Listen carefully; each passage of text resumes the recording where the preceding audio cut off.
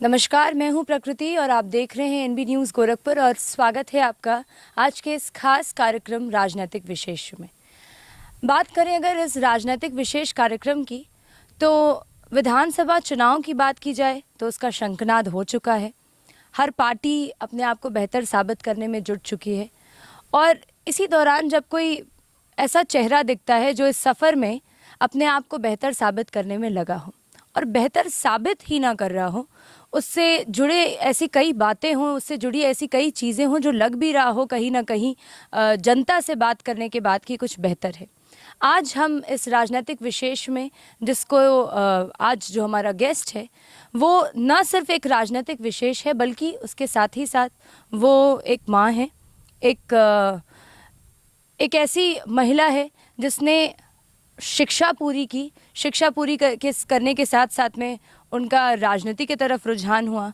उसी के साथ साथ एक अच्छी पत्नी की भूमिका वो निभा रही हैं, एक अच्छी माँ की, एक अच्छी बहू, और इन सारी भूमिका को निभाने के साथ साथ वो एक राजनीति में भी अपना करियर देख रही हैं।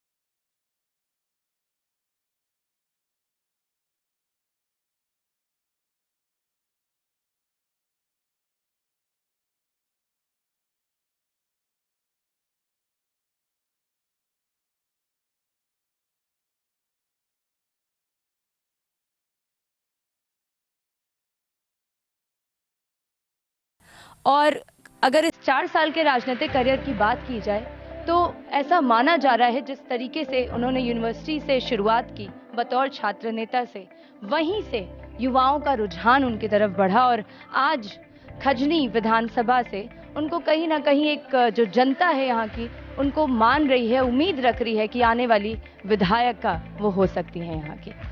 मैं बात कर रही हूँ डॉक्टर अनु प्रसाद की। न सिर्फ एक राजनीति करियर के सिवा उन्होंने पीएचडी भी किया है साइकोलॉजी में, और शिक्षा के साथ साथ राजनीति को संभाला और राजनीति को संभालने के साथ साथ वो कैसे अपना घर परिवार संभाल रही हैं, इस पूरी बात के बारे में हम उनसे चर्चा करेंगे। और अगर खजनी विधानसभा की बात की जाए तो खजनी विधानसभा लगातार 2 बार यहाँ पे जो विधायक रहे हैं वो बीजेपी से रहे हैं, और इस बार यहाँ की जनता का रुझान किस तरफ है, इस बार कौन होगा खजनी का विधायक, इस पर आज हम चर्चा करेंगे।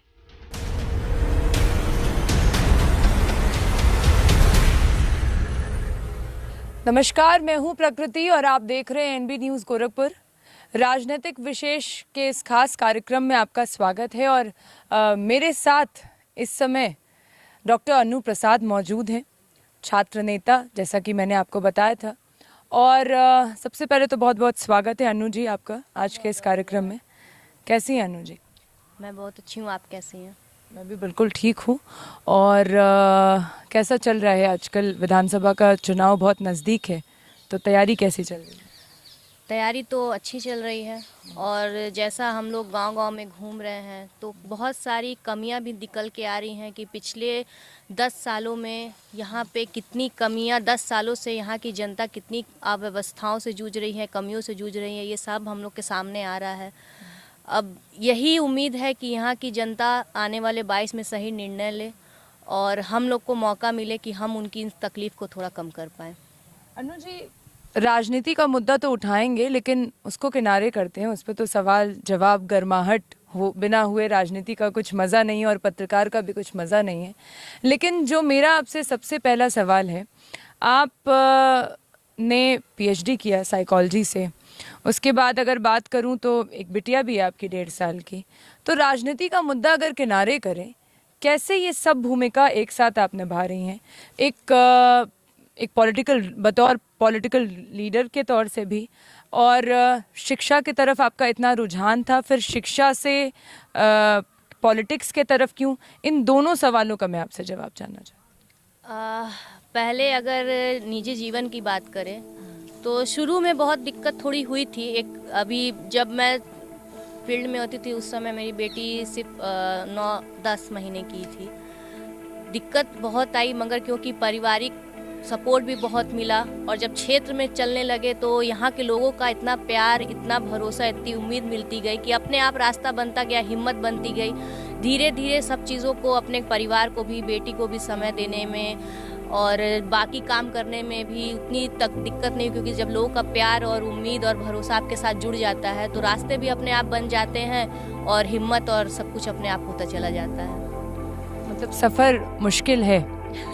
मुश्किल तो बहुत होता है, मगर जैसा मैंने कहा, जब लोगों का प्यार आपके साथ हो, उनका आशीर्वाद आपके साथ हो, उनकी उम्मीद आपके साथ हो, तो सब कुछ आसान हो जाता है। क्या विजन लेके आप चल रही हैं? क्या वो विजन है कि एक एमए से साइकोलॉजी करने के बाद आपने पीएचडी किया, फिर आज राजनीति, ये ट्विस्ट, ये टर्न और ट्विस्ट लिया कैसे आपने? देखिए, इसमें कोई टर्न और ट्विस्ट नहीं है। मेरा तो यही मानना है कि आप किसी भी फील्ड में रहें, आपको शिक्षित होना बहुत ज़रूरी है। जब तक आप शिक्षित नहीं होंगे तो आप लोगों की मूलभूत समस्याओं को कभी नहीं समझ पाएंगे। आप लोगों की बातों को कैसे रखेंगे, उनकी समस्याओं को आप कैसे समझें, उनकी समस्याओं को आगे अधिकारियों तक कैसे पहुँचाएं, इन सब के लिए बहुत ज़रूरी है आपका शिक्षित होना। क्योंकि आपके बात करने का तरीका, आपका व्यक्तित्व, आपके शब्दों का चयन, आपका अंदर का जो आपका आत्मविश्वास, ये सारी चीज़ें आप शिक्षा से ही आती हैं। और क्योंकि अगर हम बहुत पिछड़ा राजनीति, जो पिछला कई सालों से घिसी पिटी चीज़ें चलती आई हैं, जो 8-10वीं पास है, जो 5वीं पास है, मैं किसी की शिक्षा या योग्यता पे सवाल नहीं उठाती, मगर जब आप पिछला देखेंगे तो लोग इस चीज़ को महसूस कर चुके हैं कि जो खुद शिक्षित नहीं है और या जिसका बैकग्राउंड ऐसा है कि उसके कुछ समस्याएं हैं, चाहे उसका क्रिमिनल रिकॉर्ड है या कुछ भी है ऐसा, अगर वो खुद ही इन सब में उलझा हुआ है तो वो जाहिर सी बात है, कभी भी अगर हम इस तरीके से कहें कि आप क्रिमिनल्स को अगर आप शासन सत्ता दे दें, आप किसी तड़ी पार को अगर आप सत्ता पे बैठा दे, तो जाहिर सी बात है कि वो उन्हीं को प्रोत्साहित करेगा, ना वो योग्यता की बात करेगा, ना वो शिक्षा की बात करेगा। जैसे आज की हमारी जो दशा दिशा है, लोग पढ़े लिखों को राय दे रहे हैं कि आप पकौड़ा छानिए, आप पढ़े लिखों को राय दे रहे हैं कि आप चाय बेचिए। चाय बेचना अपने आप में बिजनेस है। ये किस तरीके की दशा दिशा जा रही है हमारे पूर्वांचल की? मुझे तो नहीं लगता कि अगर कोई एमए पीएचडी अपने बच्चे को करा रहा है, खेत गिरवी रख के मजदूरी करके अपने बच्चों को पढ़ाई किसी तरह से पढ़ा रहा है, तो वो एक मजदूर किसान ये सोच रहा होगा कि अगर मेरा बच्चा एमए पीएचडी भी कर लेगा या डॉक्टरी पढ़ लेगा और कल को वो ठेला लगा ले, तो ये भी एक शिक्षा, ये भी एक रोजगार है। तो मुझे नहीं लगता कि हमारा पूर्वांचल इस तरह का सपना देख रहा है कि हमारे युवा, हमारे आने वाले भविष्य अगर ठेला लगाए। तो ये बहुत ज़रूरी है कि शिक्षा के क्षेत्र में भी सबको होना चाहिए। और आप अगर चाहती तो ठीक है, राजनीति में आज आप हैं, आपने जैसे बताया, मेरा सवाल अभी भी जो मैं सवाल आपसे जानना चाह रही थी, जो जवाब मैं आपसे लेना चाह रही थी, वो ये था कि आखिर आप एक डॉक्टरी की डिग्री लेकर, एक डॉक्टरेट की डिग्री लेकर आपने बतौर साइकोलॉजिस्ट के लिए ही क्यों नहीं चुना? उस क्षेत्र में आप क्यों नहीं उतरी? क्यों आप आज पॉलिटिक्स के क्षेत्र में? ऐसा क्या सत्ता का लालच है या कुछ और है? नहीं, देखिए, इसको हम सत्ता का लालच नहीं कह सकते, क्योंकि मैं यूनिवर्सिटी से छात्र राजनीति से जुड़ी, और छात्र राजनीति जब मैं कर रही थी तो मैंने इस बारे में कभी नहीं सोचा था कि मुझे आगे चल के विधानसभा या इस तरह की चीज़ें करनी है। छात्र राजनीति में ऐसी बहुत सारी घटनाएं मेरे साथ हुई, मेरे ऊपर बहुत सारे शासन के दबाव में कहे या पॉलिटिकल चीज़ें कहे कि मेरे ऊपर इतने सारे केसेस लगा दिए गए, 307 पुलिस पे हमला, दंगा भड़काना, और ये सारी तमाम चीज़ें, मेरे घर पे कई बार छापे पड़े। इस तरह जब इन सारी चीज़ों को मैंने देखा तो मैंने यही महसूस किया कि जो व्यक्ति छात्र राजनीति से इतना मजबूत होके खड़ा है और उसके साथ जब इस तरह की घटनाएं हो सकती हैं, तो वो आम बच्चे जो हर किसी के अंदर ये कौशल या ये योग्यता नहीं होती कि वो खुल के नीडर होकर अपनी बात रख सके। बहुत सारे ऐसे बच्चे होते हैं जो सिर्फ ये सोचते कि उन्हें सुकून की एक पढ़ाई मिल जाए, सुकून का रोजगार मिल जाए, और वो अपने लिए इतना नहीं लड़ पाते।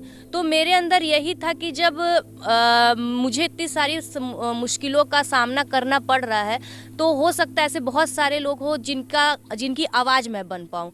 और जब क्योंकि इस भाजपा सरकार द्वारा जब एक पढ़ी लिखी डॉक्टरेट, जैसे आपने कहा, डॉक्टरेट के ऊपर जब इतनी बड़ी मुकदमे लग गए, अब क्योंकि ना तो मुझे नौकरी मिल सकती है, ना तो मैं कहीं प्रोफेसर की नौकरी कर सकती हूँ, मेरे ऊपर बहुत सारे मुकदमे चल रहे हैं, तो मैंने यही सोचा, जब एक सामने से मुझे एक चैलेंज दे दिया गया है कि पढ़ा लिखा मुजरिम बन सकता है, उसके ऊपर इतने मुकदमे हो सकते हैं, तो क्यों ना मैं इस राजनीति में आके इस राजनीति का पूरा चेहरा बदल दूं कि अब एक शिक्षित अगर राजनीति में उतरता है तो राजनीति की दशा और दिशा कितनी पॉजिटिव जा सकती है, ये मुझे दिखाना है। जो बात इन्होंने कही कि एक मुजरिम, तो मैं आपको बता देना चाहूंगी इस समय कितने आपके केस ऊपर केसेस चल रहे हैं? मेरे ऊपर इस समय 307 है। पुलिस पे 307 पुलिस पे मतलब पुलिस पे हमला, दंगा भड़काना, आगजनी, इस तरह तमाम तरीके की इस समय मुकदमे मेरे ऊपर चल रहे हैं। जी। तो क्या इसको आप किस तरीके से देखती हैं? ये एक तरीके से मैं कहूँ कि दुर्भाग्य भी है कि पढ़ी लिखी एक लड़की के ऊपर इस भाजपा सरकार में इतने गंभीर मुकदमे लग गए। और जैसा मैंने कहा कि कोई भी माँ बाप नहीं चाहेगा कि उसका बच्चा किसी मुकदमों में फंसे। मेरे भी, अब क्योंकि मेरी माता जी नहीं है, उनका स्वर्गवास हो गया 2019 में ही, मगर जब मेरे ऊपर केस लगा था वो मौजूद थी, तो उन्होंने मुझसे एक ही बात कही थी, क्योंकि एक माँ होने के नाते हर माँ डरती है अपने बच्चे के लिए, तो उन्होंने मुझसे एक ही बात कहा कि बेटा तुम अपनी पढ़ाई लिखाई पे ध्यान दो।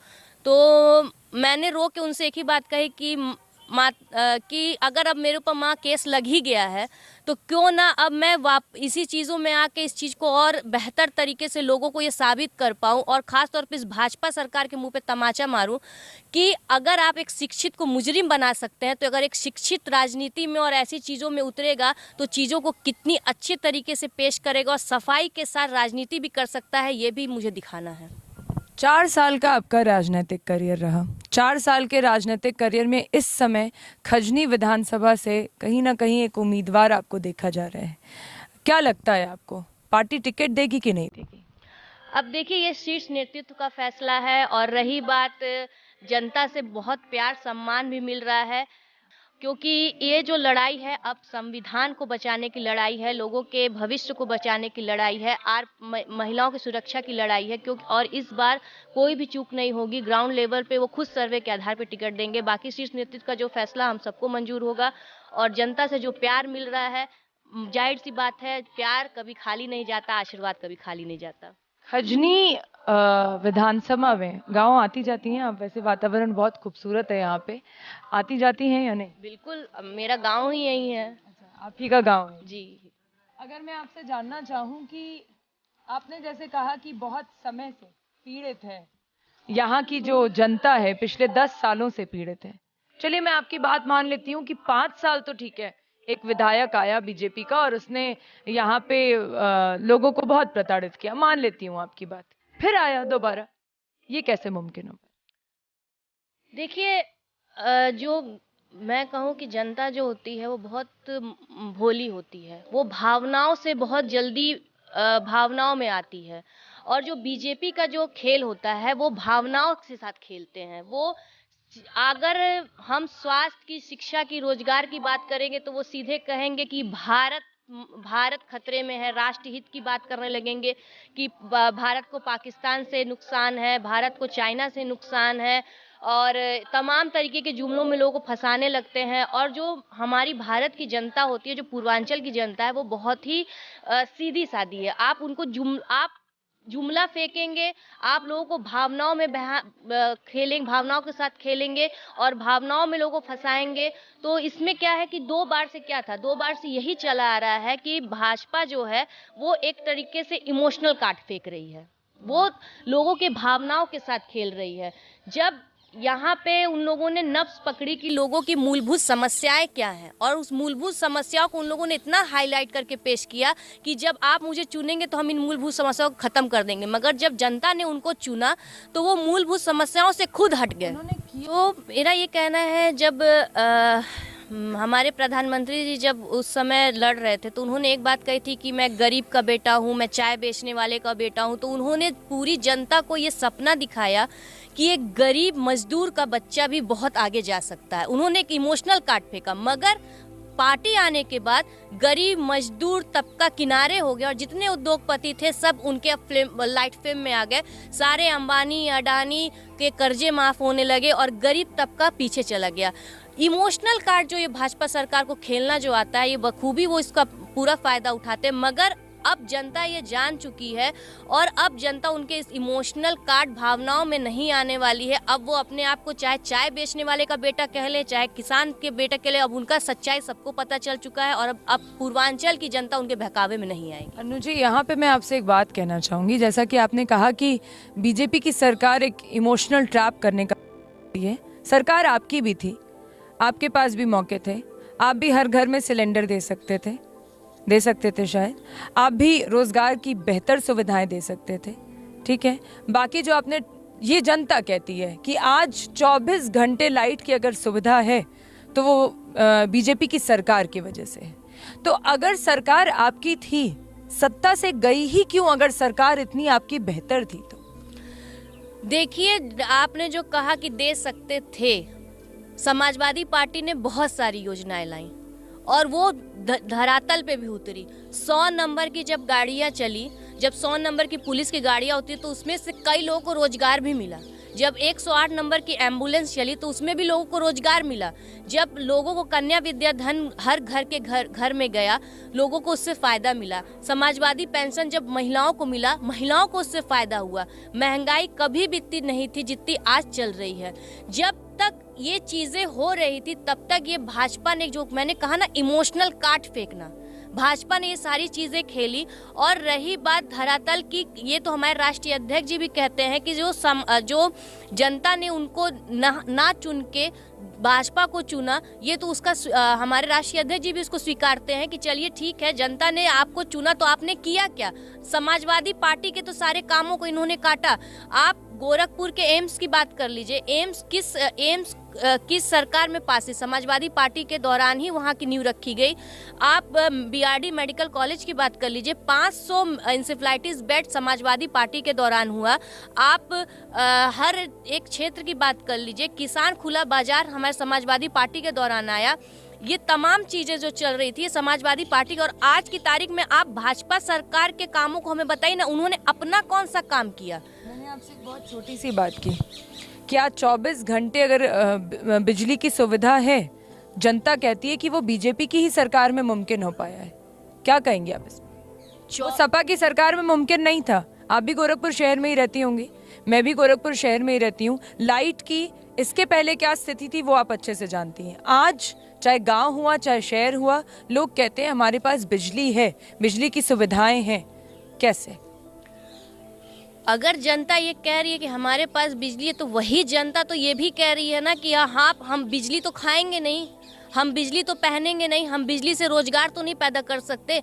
एक सुविधा देने का मतलब ये नहीं है कि आप तमाम सुविधाओं से जनता को वंचित कर दें। आज वही जनता ये भी चिल्ला रही है कि हमारे पास रोजगार नहीं है, हमारे पास खाने को नहीं है। आपने उज्ज्वला योजना के तहत आपने सिलेंडर तो पकड़ा दिया, मगर आज इतनी महंगाई हो गई कि उस सिलेंडर में हम गैस नहीं भरा पा रहे। 4 महीने में 1 महीना गैस हम भराते हैं, बाकी टाइम वो सिलेंडर खड़ा रहता है, उसका कोई उपयोग नहीं है। अनाज इतने महंगे हो गए, किसान दर दर भटक रहे हैं। बीजेपी की सरकार ये कहती है कि मैंने कम से कम सिलेंडर तो दिया।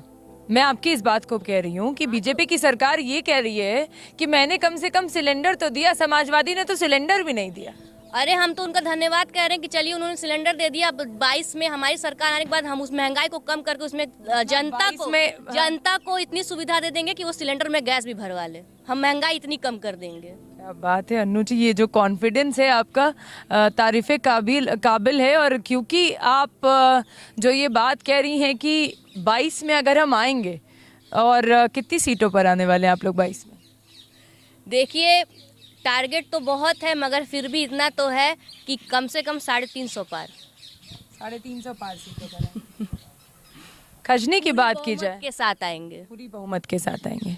क्या विकास की योजना लेकर आप चली हैं दिमाग में? क्या लगता है समाजवादी पार्टी अगर आती है तो किस तरीके की विकास देगी जनता को? देखिए, सबसे पहले जो समाजवादी पार्टी के दौरान जो योजनाएं थी, जो भाजपा सरकार ने पूरी तरह उसको ध्वस्त कर दिए, बंद कर दिए, वो पुनः वो योजनाओं को लाया जाएगा। और जो नई योजनाएं जुड़ी हैं कि 300 यूनिट बिजली मुफ्त मिलेगा गांव शहर में। समाजवादी पार्टी बनते ही 2 महीने के अंदर 10 लाख युवाओं को रोजगार मिलेगा। जो समाजवादी पेंशन 500 मिलता था, वही समाजवादी पेंशन अब 3000 हो जाएगा।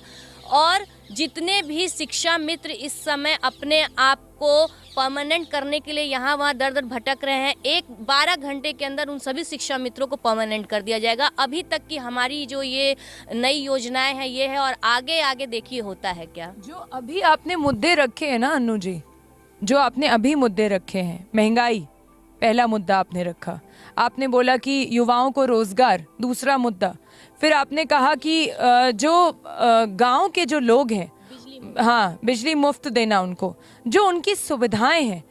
मैं देखती हूँ जैसे ही चुनाव नजदीक आते हैं एक पूरी लिस्ट निकलती है प्रॉपर। नहीं, मैं मेरी बात तो पूरी होने नहीं, मेरी बात पूरी होने दीजिए, मेरी बात पूरी होने दीजिए। मैं आपसे ये कह रही हूँ कि जो लिस्ट होती है वो, मैं किसी सरकार की बात नहीं कर रही हूँ यहाँ पे, मैं हर सरकार की बात कर रही हूँ कि जनता को हर सरकार आने से पहले बहुत लंबे लंबे वादे करती है। वो वादे धरातल पर आखिर उतरते क्यों नहीं है? आखिर एक बात समझिए, अगर सपा की सरकार ने बेहतर काम किया तो शायद सिर्फ सपा की सरकार रहती। अगर बीजेपी की सरकार ने सिर्फ बेहतर काम किया तो सिर्फ, जैसे यहाँ पे अगर हम खजनी विधानसभा की बात करें, लगातार 2 बार से विधायक यहाँ पे आपके संत प्रसाद हैं। कुछ तो वजह रही होगी उसके पीछे। विकास की वजह से नहीं है, और ना ही वो संत प्रसाद हैं इस वजह से है, वो मोदी लहर में बह गए। यहाँ की जनता ने मोदी लहर होने के नाते उनको चुनाव, अभी तक तो बहुत सारे गांव की जनता से आप बात कर लीजिए, बहुत सारे लोग तो उनको खुद नहीं देखेंगे उनका विधायक कौन है। उनको शकल से लोग पहचानेंगे नहीं कि वो वही संत प्रसाद हमारे विधायक हैं। तो ये काम की वजह से या अपने विकास करने की वजह से वो यहाँ के विधायक नहीं चुने गए। मैंने कहा ना, धोखाधड़ी करना, लोगों को जुमलों में फंसाना, मासूम जनता को धोखा देना, जुमलों में फंसा के झूठे वादे करके सत्ता में आना, ये इनका बहुत पुराना काम है। मगर मैंने ये भी साथ में कहा है कि अब जनता इनकी हर एक बातों को, धोखों को अब समझ चुकी है। जनता अब इनके बहकावे में कहीं से भी नहीं आने वाली है। आप एक शिक्षित महिला हैं अन्नू जी, किस तरीके से आप शिक्षा को देखती हैं कि वो धरातल पर उतरे, जमीनी स्तर पे उतरे? क्योंकि मेरा हर गांव में जाना होता है, अक्सर जाना होता है हम लोग का, हमारी टीम जाती है। प्राथमिक विद्यालयों की जब स्थिति देखते हैं तो बहुत शर्म सी आती है कि आज भी जो स्थिति होनी चाहिए, एक बच्चा जो प्राथमिक विद्यालय से निकल रहा है आखिर उस तरीके से क्यों नहीं शिक्षित है जो प्राइवेट स्कूल्स के बच्चे शिक्षित होते हैं। तो अगर आप कहती हैं, आप एक शिक्षित महिला हैं, आप सत्ता में आती हैं, अगर आप बतौर विधायक आती हैं, तो किस तरीके की आप शिक्षा को किस तरीके से आप ज़मीनी स्तर पर उतारेंगी? देखिए, मेरा जो मानना है, शिक्षा एक ऐसी खूबसूरत, मैं उसको कह सकती हूँ कला जिसको कहते हैं, और कला या कोई भी चीज़ हम तब कर सकते हैं जब वो हम मन से या दिल से करें। शिक्षा को जब तक आप बच्चों के अंदर इस बात को नहीं प्रेरित करेंगे कि ये शिक्षा आपको सिर्फ और सिर्फ रोजगार नहीं देगा, शिक्षा आपका पूरा आपके व्यक्तित्व से लेके आपके व्यवहार को सबको निखारता है। जब तक हम बच्चे के अंदर इस तरीके का इंटरेस्ट डेवलप नहीं करते तब तक बच्चा शिक्षा के प्रति कभी भी जुड़ाव नहीं महसूस करेगा। मगर हम देखते हैं कि ज़्यादातर जो आज सरकारी स्कूल जो है, गवर्नमेंट ने क्या किया है, गवर्नमेंट ने सिर्फ और सिर्फ सरकारी स्कूलों का एक ढांचा खड़ा कर दिया।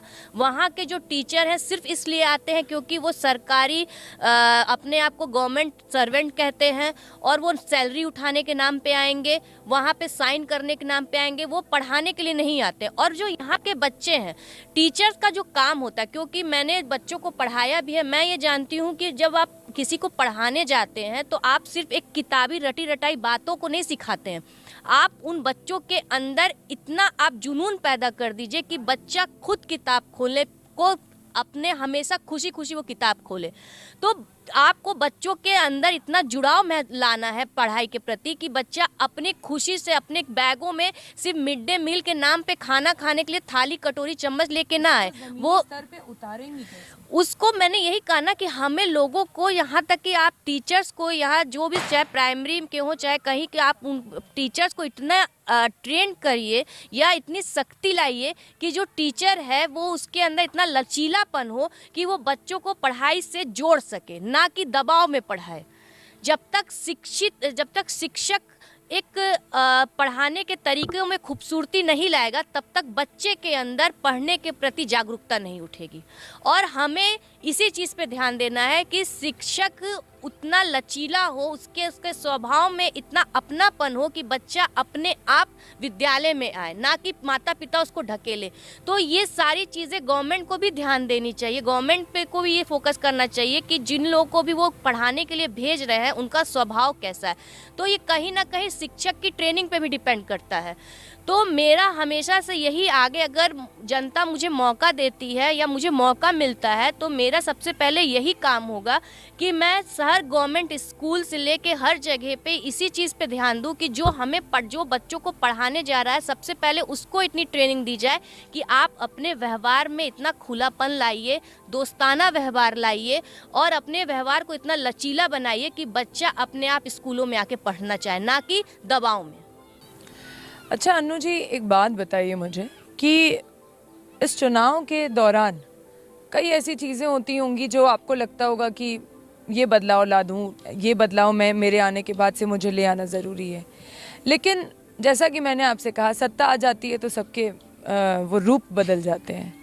आप कितना इस चीज़ को सोचती हैं, क्योंकि अभी आप एक बतौर यूथ उतर रही हैं, जनता को कहीं ना कहीं एक आपसे उम्मीद है कि अगर अन्नू आती हैं, क्योंकि आज मैं आपके गांव गई हूँ और उसको घूमा, मैंने कई चीज़ें देखी, कई लोगों से बातें हुई, तो लोगों में कहीं एक उम्मीद दिखी कि अन्नू आएगी तो कुछ दिखेगा, कुछ बदलाव दिखेगा। तो ये उतारेंगे कैसे इसको? देखिए, शिक्षा की जो मैंने बात कही वो तो करनी ही है, साथ में मैंने जो खजनी में कमी पाई वो थी स्वास्थ्य से जुड़ी चीज़ें। अभी 2-3 महीने पहले जब मौसम बदल रहा था तो एक गांव में मैं गई, वहाँ पे मुझे पता चला कि 4 बच्चे इंसेफ्लाइटिस से उनकी मौत हो गई। और उसकी वजह थी क्योंकि यहाँ से जो गोरखपुर की जो मेडिकल कॉलेज है, यहाँ से तकरीबन 20 से 25-30 किलोमीटर दूर है और वहाँ तक जाते जाते उन बच्चों ने दम तोड़ दिया। और मुझे गांव की जनता ने ये बताया कि आज तक भाजपा सरकार में यहाँ पे कोई भी सरकारी मेडिकल कैंप नहीं लगा, जो कि सरकार का काम होता है। उस चीज़ को ध्यान में रखते हुए अभी हफ्ते भर पहले यहाँ पे जहाँ पे हम लोग बैठे हैं सतोरा गांव में ही, वहाँ पे मेडिकल कैंप लगाया गया, हफ्ता भर हुआ है। और उस मेडिकल कैंप में कम से कम 450 लोगों का इलाज भी हुआ और मुफ्त में दवाएं भी दी गई। ये एक छोटा सा प्रयास हमारी तरफ से था और यही सारी कोशिश हमारी यही रहती है कि हम जनता को शिक्षा से लेके स्वास्थ्य से हर जुड़ी चीज़ों को हम उनको मुहैया करा पाएँ। जितना भरसक प्रयास, अभी तो हम विपक्ष में बैठे इसलिए हम छोटा सा प्रयास हम कर सकते हैं, मगर जब हम सत्ता में आएंगे तो इसी चीज़ को, अगर आपने जैसा कहा, अगर मुझे खजनी की जनता मुझे मौका देती है, अगर उनकी उम्मीद है कि एक पढ़ी लिखी शिक्षित महिला यहाँ पे अगर उतर रही है तो वो हमारा विकास करेगी, तो मैं भी उनसे एक ही बात कहूँगी आपके माध्यम से कि अगर यहाँ की जनता मुझे प्यार आशीर्वाद देती है और उनके आशीर्वाद से अगर मुझे यहाँ का विधायक बनने का मौका मिलता है तो उनकी उम्मीद कहीं से भी खाली नहीं जाएगी, क्योंकि हम लोग खुद बहुत चीज़ों को झेल के यहाँ तक पहुँचे हैं, चाहे वो शिक्षा के क्षेत्र में हो, चाहे स्वास्थ्य के। हमारा भी परिवार कोई बहुत बड़े पूंजीवादी नहीं है, ना ही मेरा कोई राजनीतिक बैकग्राउंड रहा है। संघर्ष के दम पे हम लोग यहाँ पे हैं, मेहनत के दम पे। हमारे राष्ट्रीय अध्यक्ष जी ने जब हम लोग की योग्यता को देखा, मेहनत को देखा, संघर्ष को देखा, उन्होंने हमको आशीर्वाद दिया और मौका, एक बात कही कि आप अपना काम करिए। अगर ये सारी चीज़ें होने के बाद एक पॉजिटिव रिजल्ट निकलता है तो जाहिर सी बात है कि उस चीज़ को हम कहीं से भी जाया नहीं जाने देंगे। खजनी की जनता को कोई निराशा नहीं होगी और इसका एक छोटा सा रूप है खजनी की जनता ने, क्योंकि अभी एक महीना हुआ है हम लोगों ने एक पदयात्रा निकाली थी लोहिया जी की पूरी तिथि पे, और क्योंकि उस दिन नवरात्रि भी उस समय चल रहा था, तकरीबन 300 महिलाएं हमारे साथ उस पदयात्रा में मेरे साथ थी और मुझे इसी चीज़ से यकीन हुआ कि महिलाएं अब बहुत ज़्यादा निराश हो चुकी है इस भाजपा सरकार से। उनकी महंगाई से लेके महिलाओं के प्रति जो उन लोगों ने वादे किए थे कि उनको सुरक्षा देंगे, उनको स्वास्थ्य के सारी सुविधाएं देंगे, इन सारी निराशाओं से हताश होकर महिलाएं उस दिन पदयात्रा में निकली। बहुत सारी संख्या में युवा भी निकले, बुजुर्ग भी निकले। ये सारी चीज़ें इस चीज़ का इशारा कर रही हैं कि 22 में अब हर हाल में समाजवादी पार्टी की सरकार बननी है और खजनी की जनता ने अगर मुझे आशीर्वाद प्यार अपना दिया तो इस खजनी की जनता को भी यकीन हो जाएगा 22 में कि उन्होंने कोई भी गलत निर्णय नहीं लिया एक योग्य और शिक्षित महिला को चुन के। और इसका एक आप आज आई हैं, उसी तरह मैं आपको अभी से निमंत्रण कर रही हूँ। यदि मुझे यहाँ का प्यार आशीर्वाद मिला तो एक बार आप फिर आइएगा और आप भी कहेंगे कि अनु जी आपने जो कहा आपने किया। आप बुलाएंगी तो मैं बिल्कुल शौक से आऊँगी। बाकी विधायक बनने के बाद आप पूछेंगी कि नहीं पूछेंगे ये वो समय बताएगा। अच्छा, इसी के साथ एक बात बताइए, आप सुरक्षा की बात कर रही थी। कहते हैं कि जब ऐसा जनता कहती है कि जब समाजवादी पार्टी की सरकार थी तो गुंडा राज बहुत ज़्यादा था, लोग सुरक्षित नहीं महसूस करते थे जितना सुरक्षित जनता कहती है कि हम बीजेपी की सरकार में खुद को महसूस करते हैं, उतना हम सपा की सरकार को, जो महंगाई की बातें हैं वो सब तो मैं आपकी बातें मानती हूँ कि जनता पीड़ित है इस समय, लेकिन अगर गुंडा राज की बात की जाए तो क्या सपा की सरकार को कहीं ना कहीं वो एक छवि बनी हुई है गुंडा राज वाली सपा सरकार पे? पता नहीं। देखिए, ये जो आप बात कह रही हैं, मुझे तो मैं इस पर सिर्फ एक ही बात कह सकती हूँ कि ये भ्रम फैलाया गया है भाजपा के लोगों द्वारा कि समाजवादी की पार्टी, अब समाजवादी लोग गुंडा। अगर ये था तो आप मुझे ये बताइए कि 15 अगस्त के दिन लखनऊ में एक लड़की को जिंदा जला दिया गया सिर्फ इसलिए कि उस लड़की ने अपने ऊपर हुए छेड़छाड़ का मुकदमा किया था, और सिर्फ इसलिए उस लड़की को बीच रास्ते पे जिंदा जला दिया गया। हजारों कम से कम दर्जन भर किसानों के ऊपर एक गृह मंत्री का बेटा अंधाधुंध गाड़ी चला देता है। तो मुझे तो यही सवाल पूछना है इस भाजपा सरकार ने कि वो जो भ्रम समाजवादियों के लिए फैला रही है, और हमारे योगी जो चिल्ला चिल्ला के कहते हैं कि पूरे प्रदेश के गुंडे भाग गए, तो उस बच्ची को जिंदा जलाने वाला कौन था? किसानों के ऊपर गाड़ी चलाने वाला कौन था? जो आए दिन पेपरों में निकल रहा है, महिलाओं के साथ लगातार रेप बढ़ते जा रहे हैं, उत्पीड़न बढ़ता जा रहा है, अपहरण बढ़ता जा रहा है। गोरखपुर में एक पुलिस के द्वारा ही एक बिजनेसमैन को मार दिया जाता है होटल में। तो ये सारी चीज़ें, गुंडे कहाँ से पनप रहे हैं? उनके कहने के मुताबिक गुंडा भाग चुके हैं गोरखपुर से, पूर्वांचल से, तो ये लोग कौन है? मुझे तो ये भाजपा सरकार से पूछना है। अगर वो गुंडा राज था इनकी नज़र में सपा सरकार में, जहाँ पे 100 नंबर की गाड़ी समाजवादी पार्टी देती है जिससे कि जनता और महिलाएं निर्भीक होकर सड़कों पे निकल पाए, 100 नंबर की गाड़ियों को इन लोगों ने गुंडा राज कहा, तो ये क्या है जो इस समय पूरे पूर्वांचल में चल रहा है? मुझे ये सवाल करना है। अच्छा, अगर राजनीति, जब भारत की हम बात करते हैं तो राजनीति, जातिवाद तो यहाँ पे स्वाभाविक है। अगर अन्नू प्रसाद जी आती हैं बतौर विधायक और आप खजनी विधानसभा में आती हैं अगर, तो क्योंकि खजनी विधानसभा जो है कहीं ना कहीं अनुसूचित जातियाँ ज़्यादा हैं यहाँ पे, लेकिन अगर बाकी अन्य जातियाँ भी हैं तो क्या आप जैसे कई बार ऐसा रहा है कि आपने बोला है कि दलितों के प्रति मेरा एक झुकाव है, मैं चाहती हूँ कि कुछ बदलाव करूँ, उनके प्रति कुछ काम करूँ, बेहतर काम करूँ, तो क्या ऐसा तो नहीं होगा कि अगर आप सत्ता में आती हैं तो जो बाकी अन्य जातियाँ हैं उनके प्रति आपका झुकाव नहीं होगा? पहली बात, मैंने कभी ये नहीं कहा कि दलित के प्रति, मैंने कहा वंचित। और वंचित किसी भी वर्ग बिरादरी के हो सकते हैं। वंचित वो भी हैं जो आप कह सकते हैं ब्राह्मण समाज के भी लोग भी वंचित हो सकते हैं, ठाकुर समाज के लोग भी वंचित हो सकते हैं। और एक सेकंड बात को काटूंगी। अब मामला तो नहीं याद दिलाना चाहूंगी, लेकिन दलित शब्द का आपने उपयोग किया था, कब किया था उस बात को छोड़ दीजिए, लेकिन मैं सिर्फ आपसे ये जानना चाहती हूँ, अपनी जनता के लिए बात जानना चाहती हूँ कि हम पत्रकारों का काम है कि जनता तक कुछ बेहतर बात जाए। अगर अन्नू जी बतौर विधायक आती हैं तो कुछ फायदा होने वाला है? अन्य जातियों को भी सबको साथ लेके आप चलेंगी या नहीं? देखिए, इसका जवाब तो मैं आपको तभी दे पाऊंगी कि जब जनता मुझे पसंद करेगी, जब जनता मुझे यहाँ पे लाएगी। और मैंने जैसा कहा कि अगर आज आप आई हैं तो उस समय भी आप ज़रूर आइएगा और आप ही ये बात अपने मुंह से कहेंगे कि अनु जी आपने जो कहा आपने वो किया। और रही बात अन्य हर बिरादरी की, तो क्योंकि मैं छात्र राजनीति से जुड़ी हूँ और छात्र राजनीति मेरा पहला एक मुकाम रहा है, और जब हम विश्वविद्यालय का राजनीति करते हैं तो वहाँ पर कोई एक वर्ग विशेष को लेकर हम काम नहीं कर सकते, क्योंकि वहाँ पर सभी बिरादरी के लोग आते हैं। और जब वहाँ के छात्रों ने भले ही चुनाव नहीं हुआ मगर मुझे अघोषित अपना एक अध्यक्ष माना, उन्होंने अपना मुझे प्यार दिया, तो कहीं ना कहीं आप ये इसी बात से एक अंदाज़ा लगा सकती है कि मेरा रुझान कभी भी किसी एक वर्ग विशेष के प्रति नहीं रहा। मैं एक शिक्षिका भी रही हूँ, मेरा काम छात्रों को शिक्षित करना था। मैं उसमें कभी ये नहीं देखती थी कि कौन दलित वर्ग का है, कौन ओबीसी का है, कौन माइनॉरिटी है, कौन ऊंची जात का। मैं ये सब कभी नहीं देखा, मेरे अंदर ये व्यक्तित्व कभी नहीं रहा।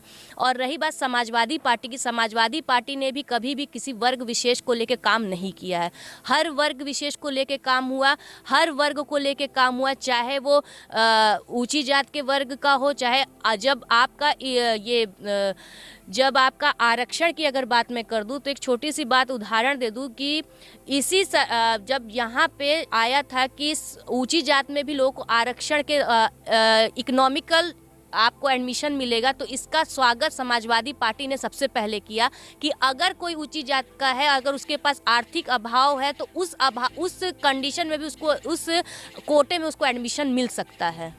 तो इस चीज़ का स्वागत समाजवादी पार्टी ने किया। आपने कहा कि इकोनॉमिकल मुद्दा जो आपने उठाया कि समाजवादी पार्टी ने उसका स्वागत किया, लेकिन इसी के साथ मैं आपसे कहूंगी कि कहीं ना कहीं जो आप कह रही कि जो जातिवाद राजनीति है, आपने तो ठीक है, आपने बता दिया कि मैं अगर आती हूँ तो सबको साथ लेके चलूंगी। मैंने साथ में भी कहा समाजवादी पार्टी ने भी कभी नहीं विशेष को लेके काम नहीं किया। लेकिन अगर मैं आपसे ये जानना चाहूँ कि समाजवादी पार्टी ने कहीं ना कहीं जो आपका ओबीसी का जो पूरा एक पोषण रहा है उसको हमेशा कहीं ना कहीं केंद्रित करके रही है। अब इस समय कहती है कि हम ब्राह्मणों को ये प्रति भी हमारा झुकाव है। आजकल अक्सर ऐसा ब्राह्मण को एज अ वोट बैंक देख रही है, तो आप इस बात पे क्या कहना चाहेंगी? जातिवाद राजनीति तो हमारा हिस्सा रही है हमेशा से, और समाजवादी पार्टी का जो रुझान अक्सर बोला जाता है कि भाई हम यादव के तरफ से हम यादववादी को वोट देंगे, तो कैसे आप कह रही हैं कि जातिवाद राजनीति? देखिए, आप जो कह रही हैं वो एक व्यक्तियों का विचार कह सकती हैं, मगर हमारे जो शीर्ष नेतृत्व हैं, हमारे जो राष्ट्रीय अध्यक्ष हैं, वो कभी ये नहीं कहते कि अगर मैं समाजवादी पार्टी का अध्यक्ष हूँ यानी मैं यादव हूँ तो मैं यादव को ही बढ़ाऊंगा। ये कभी भी आप ये बात हमारे राष्ट्रीय अध्यक्ष जी के मुख से नहीं सुन सकती। अगर आप अन्य कुछ लोगों के मुंह से ये सुनती है तो आप वो सबके ऊपर नहीं जनरलाइज कर सकती, आप सबके ऊपर नहीं कह सकती कि ये हर किसी का विचार है। सबका व्यक्तिगत विचार अपना होता है, मगर समाजवादी पार्टी या समाजवादी के शीर्ष नेतृत्व कभी भी इस विचारधाराओं से नहीं चलते। ठीक है अनु जी। अच्छा, इसी के साथ एक बात आपसे जानना चाहूँगी, राजनीति की जब बात आई है तो आपने जैसे कहा कि भाई मैं इतना साउंड नहीं हूं कि मैं उतर पाती राजनीति में, परिवार इतना सक्षम नहीं था कि राजनीति में उतर पाता, तो आखिर कैसे आप ये सफ़र तय कैसे कर रही हैं? 4 साल का राजनीतिक करियर, और आज आप बतौर विधायक के लिए आप उम्मीदवार मानी जा रही हैं। कहीं ना कहीं जनता को आस है कि नहीं है आपसे? और इसी तरह से मेरा आपसे सवाल ये है कि आप ये सब कुछ संभाल कैसे रही हैं?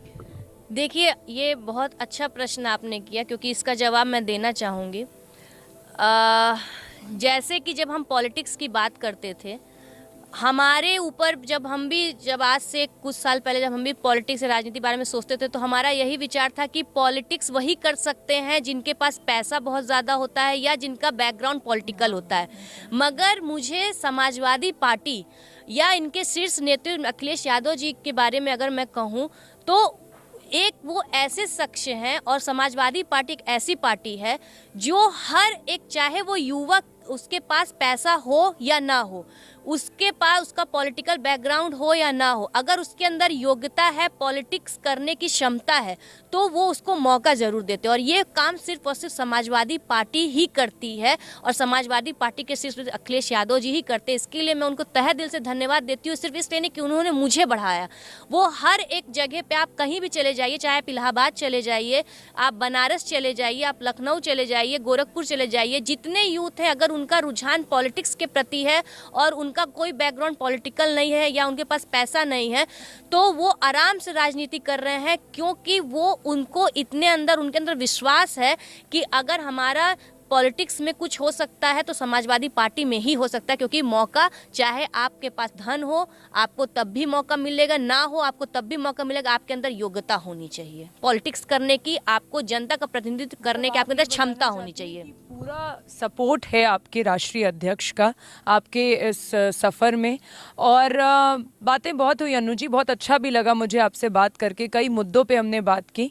और एक बात आपसे ज़रूर जानना चाहूँगी, 307 के 3 मुकदमे आपके ऊपर चल रहे हैं, तो सत्ता में आने के बाद ये मुकदमे क्या हटने वाले हैं कि नहीं हटने वाले? देखिए, ये सारे मुकदमे पहली बात तो पूरी तरह से फर्जी हैं, गलत तरीके से लगाए गए हैं। तो जैसे मैं आज भी लड़ रही हूँ, आगे भी लड़ूंगी। और जाहिर सी बात है, झूठ कितना भी बड़ा हो, वो हमेशा सच के आगे झुकता ही है। तो मुझे भी यकीन है कि जितने फर्जी मुकदमे मेरे ऊपर या मेरे जैसे युवाओं के ऊपर है, समाजवादी पार्टी उन सारे फर्जी मुकदमों को वापस करवाएगी हर हाल में।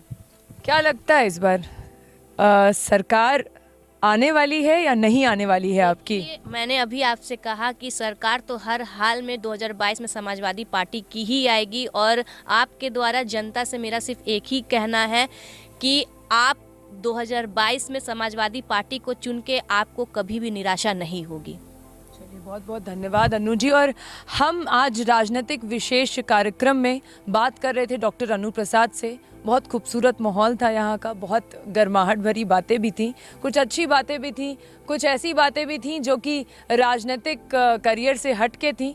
लेकिन अगर हम पूरी बातों को देखें तो वही विकास की जो बातें थी, जिसका विधानसभा 2022 के चुनाव का हर जनता को एक आस है कि इस बार जो सरकार आएगी वो कुछ बेहतर विकास करेगी। और इसी तरीके से जिस तरह से डॉक्टर अनु प्रसाद सत्ता में इस बार आना चाहती हैं और चाहती हैं कि वो कुछ बेहतर विकास करें, अगर उनको यहाँ खजनी विधानसभा से उनको बतौर विधायक बनाया जाता है, तो वो ये कहीं ना कहीं दावा करती हैं कि अगर वो आएंगी तो वो कुछ बेहतर ज़रूर करेंगी। हम और भी अन्य गाँव में जाएंगे और हम और राजनीतिक विशेष कार्यक्रम में और भी अन्य लोगों से मिलेंगे, उनके राजनीतिक करियर के बारे में बात करेंगे और जानना चाहेंगे कि वो आखिर सत्ता में आना क्यों चाहते हैं, और अगर वो सत्ता में हैं तो अब किस तरह से विकास के बारे में वो बात करेंगे।